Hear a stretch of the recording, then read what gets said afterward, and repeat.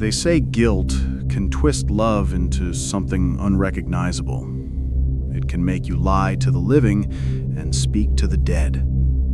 This is Magenta Rose Confessions, where love, lies, and loss intertwine. If you love stories that make your heart race and your mind linger long after they end, stay till the last word. And don't forget to subscribe.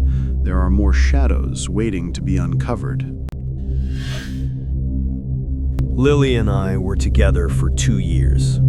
She was light, unassuming, endlessly kind. The sort of woman who didn't realize when people fell in love with her. And her sister, Dahlia, was the opposite. Where Lily was gentle, Dahlia was fierce, emotional, restless.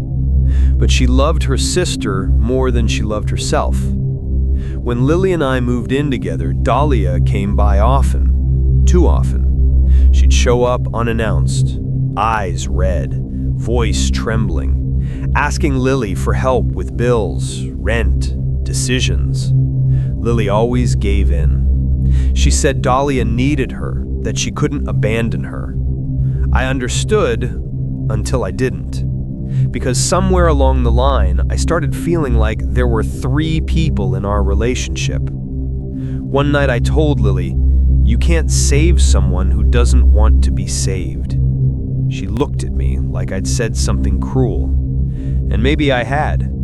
The next day, she told me she needed space, that she was moving back to her own apartment. I wanted to tell her that I was sorry, but I wasn't. I meant what I'd said. If I had known that would be the last chance I had to tell her I loved her, I would have done it. I would have kept her at my side. When I got the call, they said it was an accident, a fall in her apartment. She had fallen from the balcony. Cause of death? Excessive internal bleeding. She was gone before the paramedics arrived. I went numb. At the funeral, Dahlia barely looked at me. She stood beside the coffin, silent, her hands shaking, her face pale. And then, for months, she disappeared. I didn't blame her. We grieve how we can. But I went to Lily's grave every week to talk, to ask her why, to tell her how much I missed her. We were supposed to leave the city, get a fresh start. Just the 2 of us, not the 3 we had become with Dahlia's infinite presence. One day, I found a letter beside her headstone, written in Dahlia's handwriting. At first, I thought it was a note she'd left for Lily, something private. I ignored it. But the next week, there was another, and another. Letters addressed to Lily. I couldn't help myself. I started reading and reading. The letters were raw, desperate, full of guilt and pain. She wrote things like, "I wish I'd never argued that night," and "Why didn't I listen?" She called herself a burden, said she ruined everything, said she couldn't stop seeing that night in her head. My heart beat fast against my cold chest. I saw red. I knew exactly what she was not saying. Then, one day, I read a line that froze my blood. "You said you loved him, but why did he let you fall?" That's when I realized Dahlia thought I had killed her sister, but I hadn't. I had seen what happened earlier, in Lily's kitchen. I had come to get her back, to give the apology I had refused to give her earlier, to bow and scrape if I had to. I needed her back. I wanted us to leave, together. That night, when I got there, I heard voices, hers and Dahlia's. I didn't want to see the 3rd wheel. I stayed outside. Then Dahlia started to cry. I glanced in through the window. They were arguing. Lily's tone was calm, measured.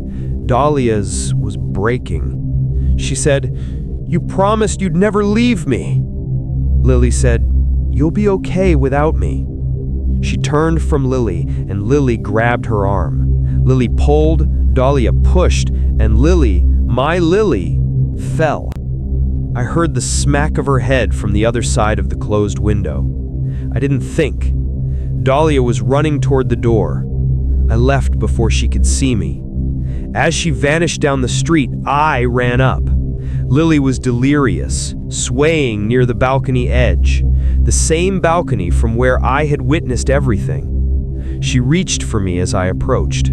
I reached for her, but instead of leaning forward, she tipped sideways. My Lily. My beautiful, kind, wonderful Lily. No sound left my throat. My body refused to move. Then all sound rushed back to my head at once. I got downstairs. Lily was on the floor. Blood had pooled beneath her. Lily's eyes found mine. She was still conscious, barely. Her lips trembled as she whispered, "It's not her fault. She didn't mean to. Please, Daniel, protect her. Promise me." And then she was gone. I was frozen, less than 3 feet from her. My feet moved on their own as her blood flowed toward them. I blinked. I ran. Just like Dahlia had, only in the opposite direction. I didn't sleep that night. I had my phone in my hand. I had called the police and hung up. I had screamed at the wall. I had ripped my shirt in anguish. I had wept like I never had in my life. Dahlia. I saw her face, heard her voice. Then I saw my Lily, her last wish. I wanted to die too, to go with her. The next morning when the police arrived, I told them I didn't know what had happened. I broke down in front of them. I didn't need to pretend. I was destroyed. I couldn't tell them what I'd seen, that the woman Lily loved most had caused her death. So I lied. Dahlia disappeared, and Lily was gone. When Dahlia started writing those letters to Lily, I saw a chance. Not to protect her, but to punish her. She wanted to keep Lily, but I would make sure Lily never let her go. I began replying. I never signed my letters, never left my name. I wrote, "She loved you more than you knew. Don't stop writing." Because Lily had said that in her own way, and because I wanted her to keep confessing, to say everything that needed to be said. But as Dahlia's letters grew darker, more frantic, as she began confessing to things she didn't even remember, I realized grief had split her in two. She was writing to Lily and to herself. I wanted her to keep going, to let it out.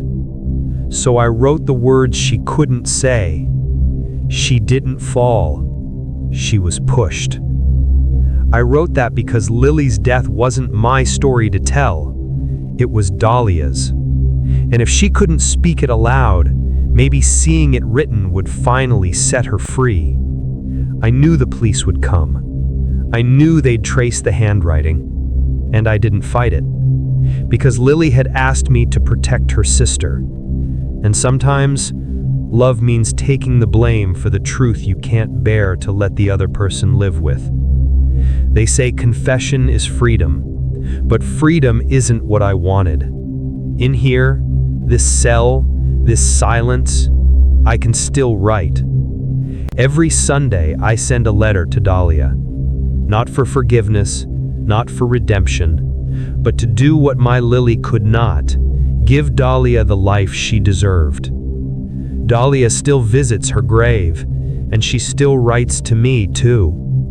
Sometimes I imagine her reading my words, thinking they're echoes of my own guilt, not knowing I was the one who started it all.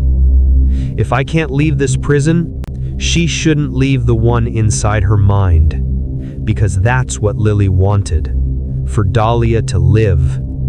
That was fine. I was nothing without Lily. I had no world outside of her. So Dahlia will live, but on my terms. Maybe this is what love really is. Not saving someone from the truth, but carrying it for them, even if it destroys you both. They say grief makes ghosts of the living. While one hides a secret, the other embraces it. To the world, Daniel is a murderer. But to himself, he's a man keeping a promise to the woman he couldn't save, paying a price for what he could not give, living a debt that's being collected from someone else. Dahlia would not let Lily live, and Daniel would not let Dahlia live either. Two hearts trapped by love for the same woman. The real ghost, the one haunting them both, was Lily all along. This is Magenta Rose Confessions, where love, lies, and loss intertwine. If this story left you thinking, stay a while. There are more shadows to uncover.